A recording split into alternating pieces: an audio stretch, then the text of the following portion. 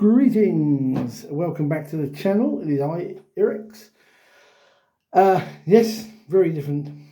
Standing in the hallway today to do a video because hey ho. So I've been following a thread or two recently online, where people have been talking about Dungeons and Dragons, and the discussion was about campaigns and high-level play. In my day, a D&D campaign, it didn't matter whether you were playing first, second, third, Pathfinder, whatever. A campaign was, you started at first and you went through to, 20. Admittedly, in the likes of first and third edition, our campaigns kind of wrapped up about 13th, 14th, because things got a little bit silly, a little bit overpowered. Spells specifically caused problems.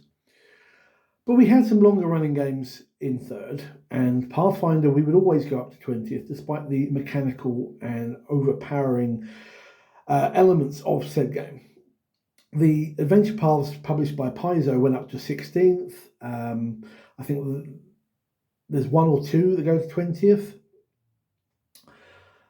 But coming into D&D with the 2024 edition, I've been quite shocked, actually, that everything wraps up about 12th.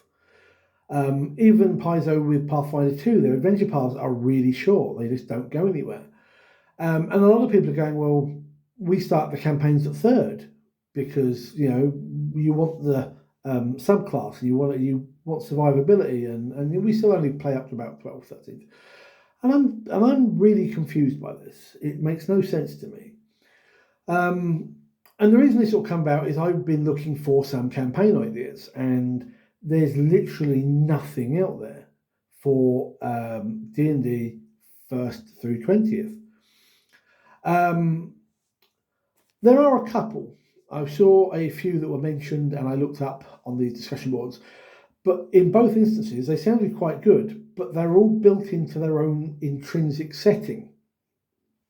So you can't actually take them out of that and put them in yours. We had the same sort of issue, a good few years ago now. We'd been looking for a campaign for Pathfinder, and someone had recommended EM Publishing's War of the Burning Sky, which I purchased. I bought all, whatever it was, 6-7 books, and read through it, and it's a bit weird, and it's weird, but it sounded fun, but it's intrinsically tied to a setting that's built into the campaign. And we did it, but we kind of wanted to play Galarian. We were Pathfinder players, and you could never have translated this across. And this is the problem I see with those few campaigns that are out there now. And it's like, I want to do a full campaign. I'm not doing this 1st to 12th malarkey.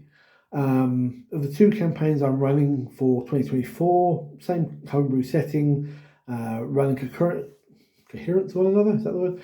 So, there's a little crossover in plots and events and so forth. One is going all the way to 20th, and the other will wrap up about 16th, because I'm kind of rewriting and reskinning one of Paizo's adventure paths to do it. But it's like, nobody wants to play high-level play. And the arguments come back that spells are too powerful, characters become too powerful. You've got to really, or rather, the Dungeon Master has got to really know what they're doing, and the encounters don't really work, and nothing makes sense. And personally, I think that's a little bump. I know I'm relatively new coming back to D&D at this point, but I've read through all the spells and the abilities and the classes and the subclasses that I have access to, and it's like, I can certainly see where you have potential issues, but knowing what my players will get as they level, I always ask my players, have you got anything cool every time we level? And they tell me what spells or feats or special abilities they get. And I can take that in and use that to plan for adventures. And another argument is that well, what do? You can't do the same things, blah, blah, blah. And I think this is a problem, and I had it myself for a long time in D&D, in my D&D history, in that if you're not paying attention, you try and do the same old every time. And there's a certain point, once your players get the ability to fly or teleport, you do not need to write on the road travel encounters. Forget it. They're just going to go thump and be there. And generally, if they're flying, you can get away with a aerial encounter, but you don't want to do it all the time. It's not like running into bandits or goblins or ogres on the road or something. Flying things, those sort of encounters, you don't want to keep redoing. And once you hit those sort of like post 10th level elements, I do think the high end up stuff needs to be you go planar or something such. But you can still do intrigues. Just don't try and do a murder mystery. You can still do, if your story runs with it, maybe you have a big battle. Give them, the normal soldiers are fighting one another, but the players get to deal with the big monsters or the big bad or something like that. But you can still do that if you plan for it. But you can do intrigue, and you can do, running a kingdom if that's what your goal is. But at a certain point, you've got to accept that these characters are demigods. This sort of really hit home for me recently in planning where my characters, or rather my players, and their characters are going on my Sunday night game. Because I was looking at the NPCs, they've got some baddies to deal with over in Saltmarsh. And I looked at it and went, these guys are like normal people, and the heroes aren't. And even at 9th level, they are beginning to be above everybody else. And suddenly it's all like light bulb moment that they are better than everybody else. Normal people are normal people. So if the big bad is a normal person, then so be it. They can deal with that while you deal with the main story. The king is still just like a 3rd level or 4CR, whatever, NPC. Characters with classes are the rarity. They are the heroes of legend. So when they get to this point, give them appropriate threats. I suppose it's a bit different if you're a sandbox type game, or you're one of these sort of let player agency dictate. But if you run what I think is the right way to do D&D or fantasy role playing, which is to have a campaign sort of fleshed out, you can always sort of like play around with it, you can always tweak it, you can always do this sort of thing. But you know that at a certain point they're going planar. You know that they've got a big bad at the end they need to deal with. As I say, my Sunday night group, the guys are running around. They've got one scenario left from the Ghost of Saltmarsh book. But they've got their own backstory plot, which is going to follow up rescuing one of the characters' family who've been sold into slavery. We've got one person who's trying to find their missing brother, who's going to turn out to be a bad guy. We've got somebody else who has... I've taken their trinket that they've got and I've made it into a small subplot, nothing major, but that's going to start taking them planar. Then when they finally get there, we've got more planar stuff, and then it ultimately leads to defeating Orcus as the big bad at 20th level. I've plotted it in those little snippets, so I know where we're going. I know what they're doing, and once, the game gets to this stage, I can wing it, I can make notes, I can do whatever, and the campaign will flow. And so I find it hard that even if someone like I can do that, then why no one else can? The other argument I've seen is it takes too long. People don't want to drag out a full campaign and get to these sort of levels. It takes forever. We'd rather just start again and have more fun with lower levels.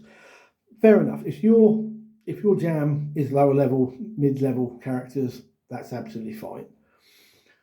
But I think there is a market for mainly probably us older gamers who want the high level stuff. And I certainly think it is being abandoned largely by the D&D community, Wizards of the Coast, and even third-party publishers.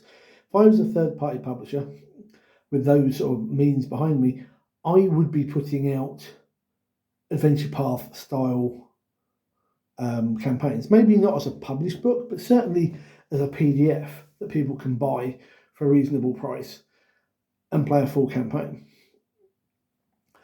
And I certainly think it's doable.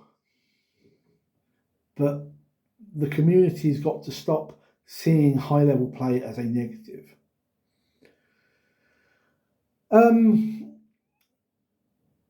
that's kind of what I've just come here to say. You know, I like high-level play. I never used to, especially as a dungeon master. It was always exceedingly difficult to deal with. 5th edition, I don't think it's anywhere near as bad at all. In fact, I think the game scales really well now, which it never did in previous editions. So I certainly think it is doable and certainly plausible to run high-level campaigns. So just my waffling for the day. So what's your thoughts on high-level play? Do you do it? Do you not? And if you don't, why not? I said about the it takes too long a moment ago. Well, to do a 20-level campaign for my group is about a year to 18 months, depending whether we play weekly or fortnightly. And I don't see that as a bad thing. So I don't think that's too long. But you tell me, what's your experiences? Would you like to see more published or even just as PDF, high-level, full-run campaigns? Because something I'm going to do as another vid is talk about episodic campaigns, which seems to be what D&D is like now. It's not such a big thing. I'm not so sure on it myself. I like a full campaign that runs a full gamut. But you tell me what you like and don't like about high-level play. If you do it, if you don't, why and why not? And let's start a discussion down below. And I'll see you guys soon and in the next video. Thanks for watching. Thumbs up. Yay. And see you soon. Take care, guys. Good gaming.